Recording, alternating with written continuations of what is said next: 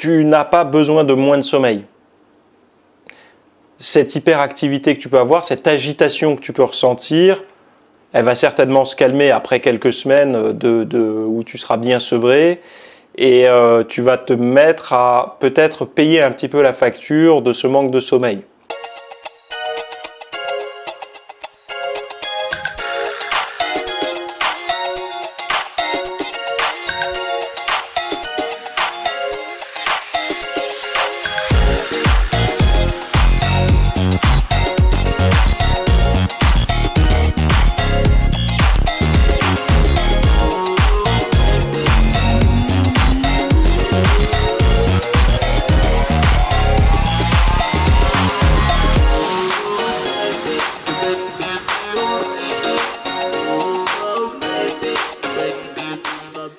Salut à tous, nouvelle question-réponse aujourd'hui. Donc comme d'habitude, c'est votre espace, c'est l'endroit où vous pouvez me poser vos questions, donc l'endroit où moi j'y réponds.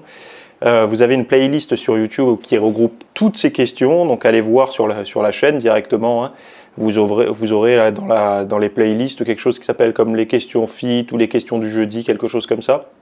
Et vous avez des heures et des heures de contenu. Sinon, vous pouvez me retrouver aussi tous les mardis matin à 8h en podcast dans La Pause Fitness, un podcast qui sera disponible sur toutes les bonnes plateformes de podcast. Et vous l'avez également sur YouTube. Et sinon, vous pouvez retrouver aussi des sujets qui, moi, m'intéressent, beaucoup plus basés sur la science, etc. Ici, on est sur le grand public, on va dire, mais des questions qui m'intéressent plus. Si vous voulez élargir un petit peu vos domaines de compétences et de connaissances, on va dire, dans la musculation, la nutrition, la récupération, etc., allez voir ces contenus. C'est tous les dimanches à 10h sur mon site www.fitnessmiss.fr. Donc la question du jour, c'est de la part de Vince qui me dit « Quel est ton avis ?» Ah non, c'est pas la bonne, c'est là. Donc c'est la question de Maël qui me dit « J'ai récemment arrêté l'alcool et la cigarette et j'ai maintenant beaucoup d'énergie, mais je dors seulement 5 à 6 heures par nuit. Cela va-t-il affecter ma récupération, même si je me sens bien ?» Alors la première chose qu'il faut te dire, Maël, c'est que l'arrêt du tabac et l'arrêt de l'alcool, ça va engendrer, quand tu dis plus d'énergie, c'est en fait que ton corps a moins besoin de lutter aussi pour l'évacuation de toutes ces saloperies que tu as ingérées par le passé. Donc forcément, s'il y a un travail en moins à faire par l'organisme, cette vitalité, tu vas la retrouver. Donc même au niveau cellulaire, ça se passera beaucoup mieux pour ton organisme et donc tu auras moins de problèmes. Au niveau hépatique également, si tu as arrêté l'alcool, on sait que le foie et l'énergie, il y a quand même un lien, tu auras moins de problèmes de ce côté-là. De là à dire après, donc c'est déjà une très bonne chose, félicitations, parce que je ne sais pas si tu étais au tabac, je pense que tu étais addict parce que c'est une bonne addiction. Enfin une addiction bien solide. Par contre, l'alcool, c'est possible que tu ne sois pas un alcoolique. Donc tu n'avais peut-être pas forcément une addiction, tu avais peut-être une consommation, on va dire, d'habitude avec les amis ou pour s'amuser, on ne peut pas faire autrement que de picoler. Est-ce que tu pourrais déjà commencer à te... Alors, la hausse d'énergie, elle peut être sous deux formes. La première chose, c'est que quand tu abandonnes une addiction, ou même plusieurs, cette hyperactivité que tu peux retrouver, c'est aussi une hyperactivité pour meubler des temps où normalement tu avais la consommation de ces substances addictives. Donc les personnes souvent sont un peu hyper énergiques, surtout après l'arrêt du tabac, parce qu'il y a justement ce désir de meubler une période, des moments de la journée qui étaient habituellement meublés par leur addiction. Le sport est une bonne réponse à ça parce que tu as le circuit de la récompense également avec le sport et donc du coup ça te permettra de justement combler un petit peu ce manque de substances, on va dire, addictives. Alors, c'est pour ça d'ailleurs que beaucoup de personnes, quand ils arrêtent notamment le tabac, se mettent à manger beaucoup de produits sucrés ou de produits salés ou à grignoter des saloperies parce qu'en fait ils cherchent à obtenir la même réponse en termes de plaisir que ce qu'ils avaient par le passé avec leur addiction. Là où il faut que tu fasses attention, Maël, c'est que tu n'as pas besoin de moins de sommeil. Cette hyperactivité que tu peux avoir, cette agitation que tu peux ressentir, elle va certainement se calmer après quelques semaines où tu seras bien sevré et tu vas te mettre à peut-être payer un petit peu la facture de ce manque de sommeil.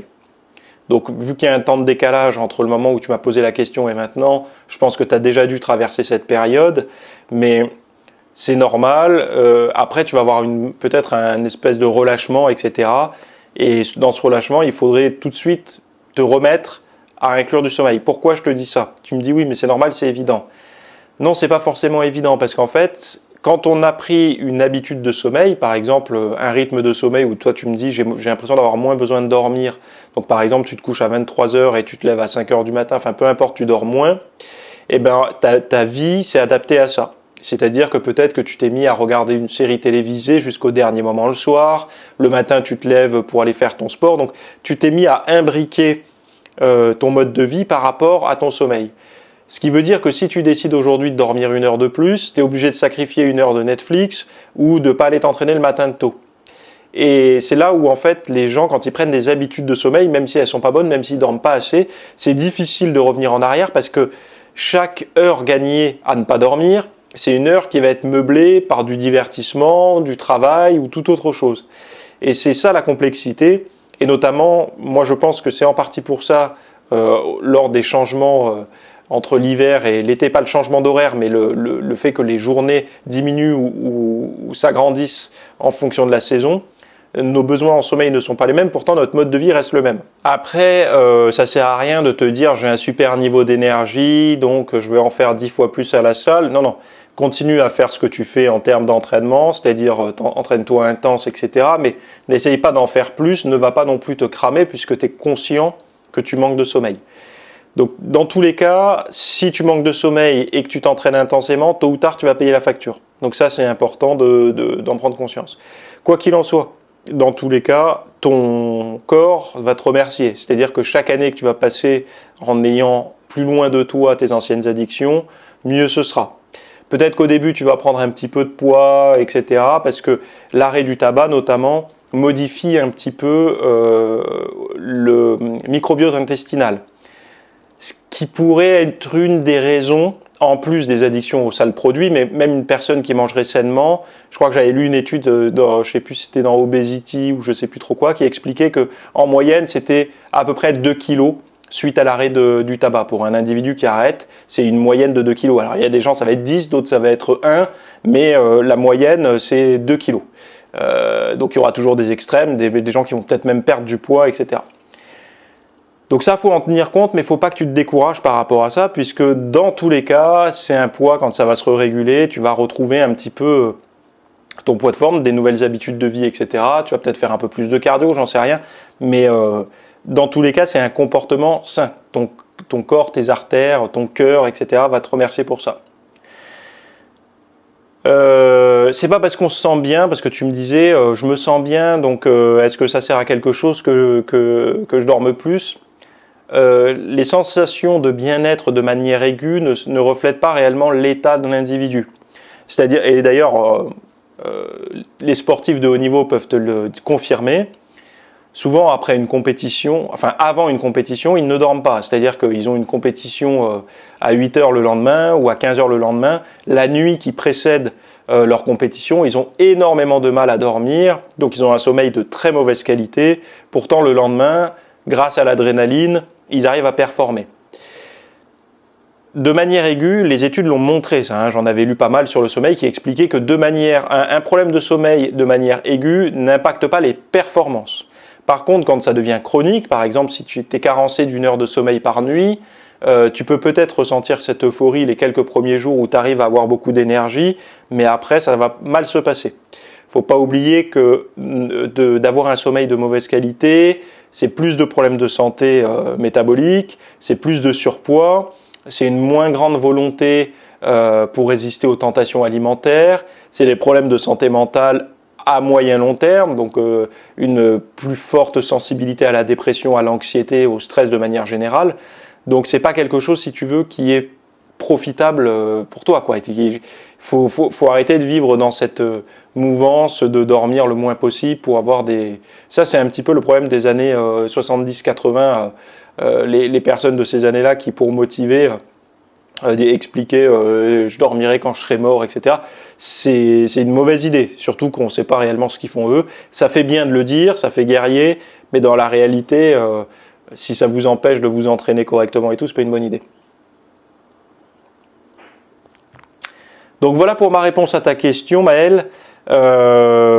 Continue à faire ton entraînement et tout. Essaye d'inclure petit à petit, moi le conseil que je peux te donner par rapport à ça, essaye d'ajouter des couvre-feux 5 minutes plus tôt tous les soirs au début. C'est-à-dire que pour regagner 1 heure de sommeil, par exemple, tu t'étales ça, tu fais pas 1 heure de sommeil d'un coup en plus, tu rajoutes 5 minutes. C'est-à-dire que tu te dis, bon ben aujourd'hui, extinction des feux, d'habitude c'était 23h, ben là c'est 22h55, puis demain 22h50, puis après-demain 22h45, jusqu'à arriver à, sur quelques jours, arriver à un total de 1 heure de gagné. Tu verras que ça c'est beaucoup plus facile à mettre en place. Tes couvre-feux en fait te permettront petit à petit de décaler ton mode de vie et donc du coup de gagner 1 heure de sommeil. Alors, et je te recommande aussi de gagner plutôt cette heure de sommeil le soir que le matin. Parce que le soir, les heures sont plus profitables au niveau de la récupération. Donc le ratio de sommeil profond en début de nuit est beaucoup plus important qu'en fin de nuit. Et ce sommeil profond est hyper important pour la récupération du sportif. Voilà. Le sommeil paradoxal aussi, le sommeil léger aussi, mais le sommeil profond qui a un ratio plus important dans les cycles de sommeil en début de nuit est beaucoup plus intéressant pour le sportif. Donc du coup, c'est pour ça, dans les raccourcis qu'on pourrait dire, c'est les heures avant minuit sont plus profitables pour la récupération. Alors c'est comme ça, on se dit qu'est-ce que ça veut dire? Non, mais c'est démontrer que les ratios en fait sont différents. Voilà pour ma réponse. Allez voir les liens que vous aura mis Cyril en description. C'est en lien avec ce qu'on vient de dire. Donc allez voir ces liens-là. Et sinon, on se retrouve la semaine prochaine pour une question sur des entraînements courts. À la semaine prochaine. Bye bye.